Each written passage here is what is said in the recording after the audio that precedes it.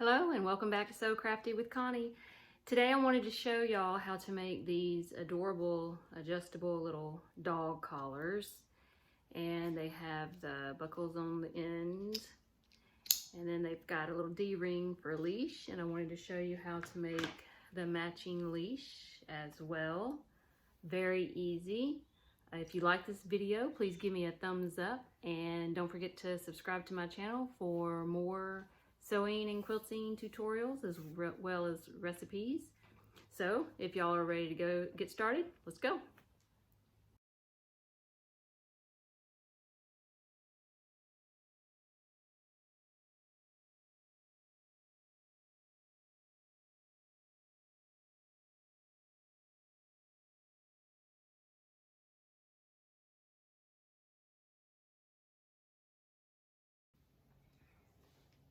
So the first thing you want to do before you make these dog collars and leashes is to gather your materials that you're going to need. So I'm using this 100% cotton fabric, and I have already cut out my measurements that I needed, and I am sewing a small leash, and I have cut it out 2.5 inches wide by 19 inches long. And then you need to get a piece of either featherweight or lightweight interfacing that is going to be going onto the collar. It just makes it more sturdy. And then you need to get a buckle. That's these little buckles right here. You can get these at Hobby Lobby, you can get them at Joann's. I buy mine at Amazon because I sell these, and you can get a whole bunch of them for a lot cheaper. You need to get the little sliders here, and you need to get the size that's going to be the finished size for your collar. And the finished size for my collar is going to be a 5 to 8 inch width. So I wanted to get a slider that is going to match big enough to go in there. And then a D-ring. This is a D-ring, and this is about 1 inch. Yeah. And all of this stuff can be bought on Amazon in bulk, but you can also get them at Joann's, Hobby Lobby, Walmart, any kind of craft store. Now for the leash, you want to cut a 40-foot by width of the fabric, which is 44 inches long. And it's going to be, I cut it 5 inches wide. And then I got a swivel hook to put on the end so it can be hooked into the collar. And these swivel hooks you can also get at Hobby Lobby or Amazon. Now, if you want a longer leash, you could cut it, for however long you want, but I have found the width of the fabric is long enough. If you have a smaller dog though, you may, and if you're pretty tall, you may want to cut it longer, but that's your preference. And I will have all of these descriptions and measurements down in the descriptions of my video. Okay, so first thing we're gonna do is we're gonna take this to the ironing board, and we're gonna iron the interface onto the back, the wrong side of the collar piece. So let's go ahead and do that now. Okay, now we're going to take our collar and our interfacing, and we're going to iron our interfacing onto the wrong side of the collar fabric. And this just makes it a little bit stronger. Cut your interfacing the same size as your collar. If it's a little longer, that's okay. You can just cut that off later. And I have found the lighter weight, the featherweight, is better as far as the interfacing, because if you get a heavier weight, it's going to be too thick and you're not going to be able to pull your collar through your slider. Okay, now the leash doesn't need to have interfacing because you kind of want it to be a little flimsy. You don't want to be walking your dog and your leash is so stiff that they have no leeway. But anyway, so that's okay. You don't need to have any interfacing for your leash. Now, you don't really need to use interfacing probably for your collar. I have just found that sometimes if I didn't use it, the collar would be too flimsy also, and it would not keep its shape and the size, like when you would put it through the D-ring, and I'll explain that to you too later on. So now we want to go ahead and prepare our collar to sew. So what you're going to do is you're going to fold it in half lengthwise, and you're going to have the right sides up. You're going to iron that down. So now you're going to be able to see your center crease. So now let's fold in each side so we don't have any raw edges, and iron those down. Now we're going to fold in each end and bring it over to the center crease where it meets the center crease that you just made when you ironed it at the very beginning lengthwise in half. And then you're going to do the same thing on the other side. Just bring it over to where it meets the center crease, the first one that you made when you first ironed it over. Now you want to fold the whole thing over and match up the edges and iron that down. And that will keep you from having raw edges. Now I would go ahead and pin it down so it will keep its shape while you're moving it around. Okay, now we're going to take it to the sewing machine and we are going to sew it closed and then finish the collar. Let's go ahead and do that now. I've got all the pieces here that I need to make the collar, and then here's the collar right here, and all I'm going to do is I'm going to sew, start from the folded edge at the end, back stitch, go around, and then I'm going to sew all the way down and then come up on the side here and back stitch up at the top. And this is going to close it up. Now I would make sure that I had a really good sharp needle ready to go, and if it gets to be a little bit tough to sew, just kind of go slow. And if you decide you don't want interfacing in the collar, that will also help with the bulkiness, but I think with the interfacing it does help it keep its shape. So I'm going to sew, back stitch, go to the corner, and then I'm going to turn and I'm going to sew all the way down the side with a 1/4 inch seam allowance.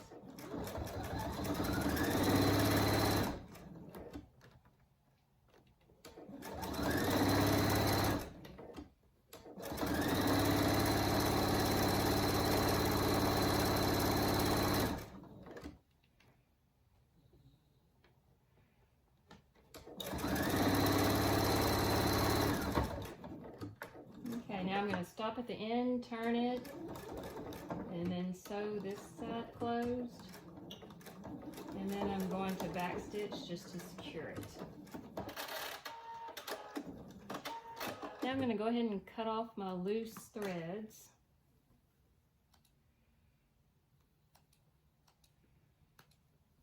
Okay, and now we want to go ahead and put the collar together. All right, to do that, you want to put the D-ring on first. So you're going to slip the D-ring, slip the collar through the D-ring on one end and then bring it over and down on the other. Like this. Then you're going to bring it down about 1/2 inch and you're going to sew this down right here. Sew the edge down to the collar.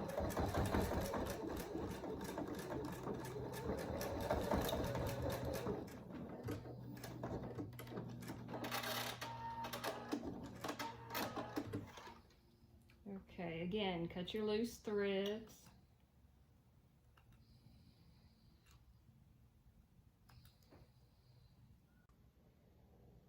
Now we're going to put our buckle, one end of the buckle on. It doesn't matter which one, which end you put on first. And you're going to lay your collar down flat where the piece that you sewed over is facing down.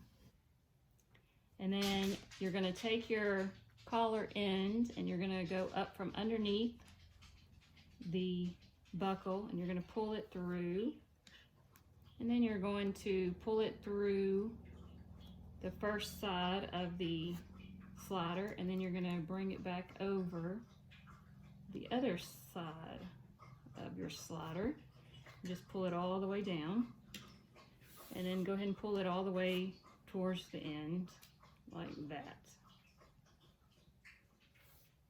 Okay, now we want to put the rest of it on. So you're going to put your D-ring on first, and then you're going to put your other buckle on, slide that in through. And you're going to fold this over. Now make sure that your D-ring, the curve is going to be on the top of your collar. This is the collar, or this is the top of the collar where the D-ring is. So now you can bring it over probably about a couple of inches, and you're going to sew down this end, the very end first.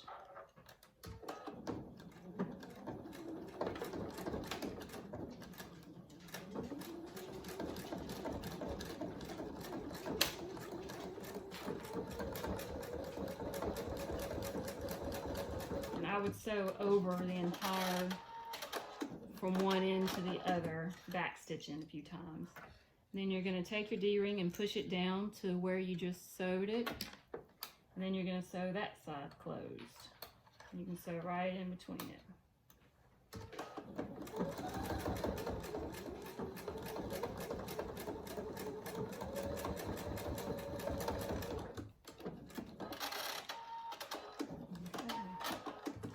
And then you want to cut your loose threads. Make it a little neater.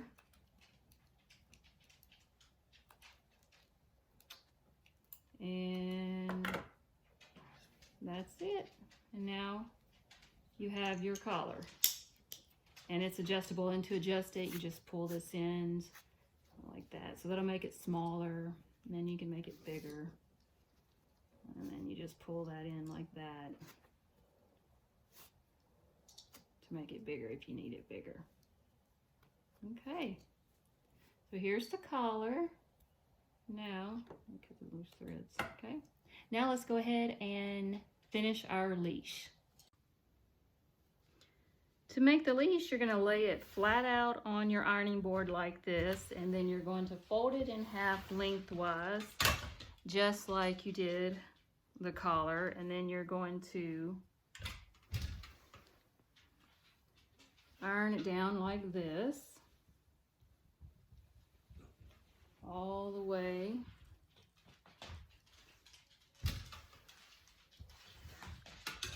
Okay.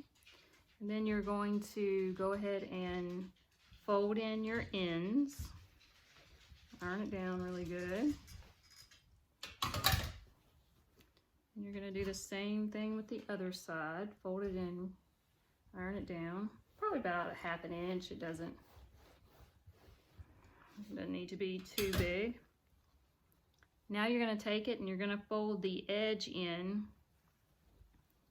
the long edge in where it meets the middle crease, and you're going to iron that.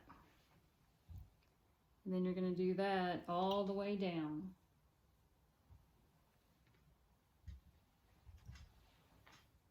Do that all the way down.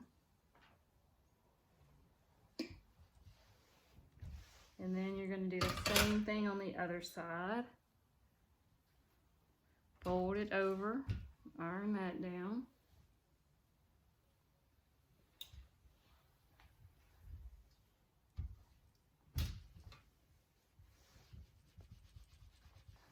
Okay. Now after you get that done, you're going to fold over and meet up with the edges, the folded edges, and you're going to fold that down. You're going to iron that down.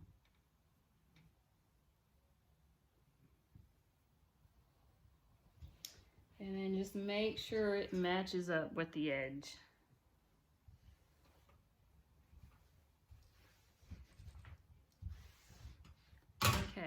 Now we're going to take it to the sewing machine and sew it up. Okay, I've got my leash here. I'm about to sew it up, and I got the little swivel hook to put on it. So we're going to do like we did the collars and just do one side, stop. We're going to start stitch and then back stitch, and then go all the way down.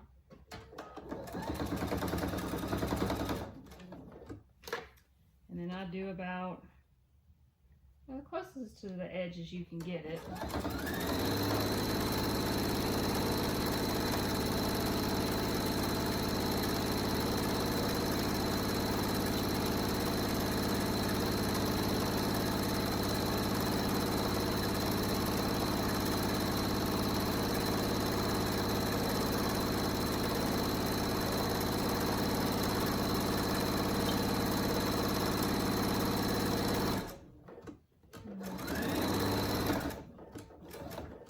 Start going up this edge, then I back stitch there.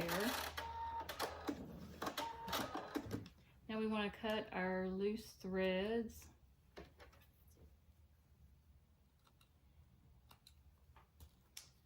Okay, and now we're just going to attach the swivel hook. So all you have to do is just put one end into it, fold it over about an inch, and then just sew it closed. I'd back stitch quite a few times and make sure it goes all the way from one end to the other.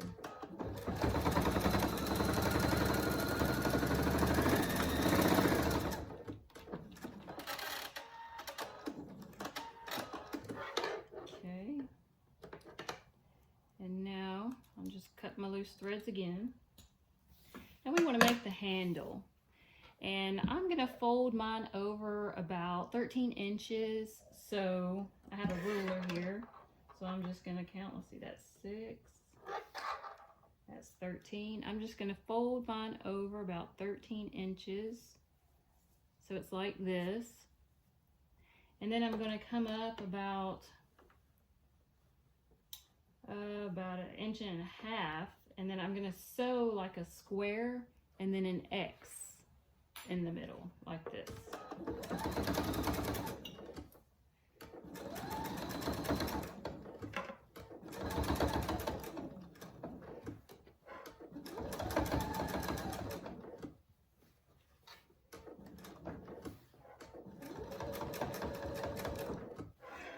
So I got my square and I back stitched where I started. Now I'm going to make my X.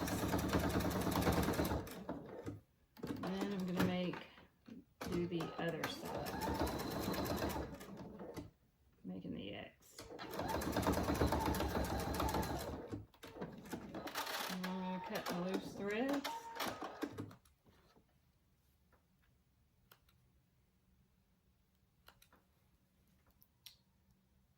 Okay, and then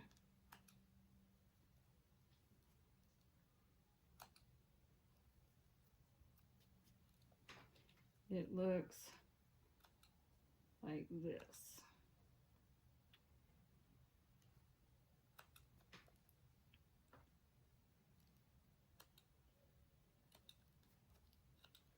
Okay, here's a close-up of it.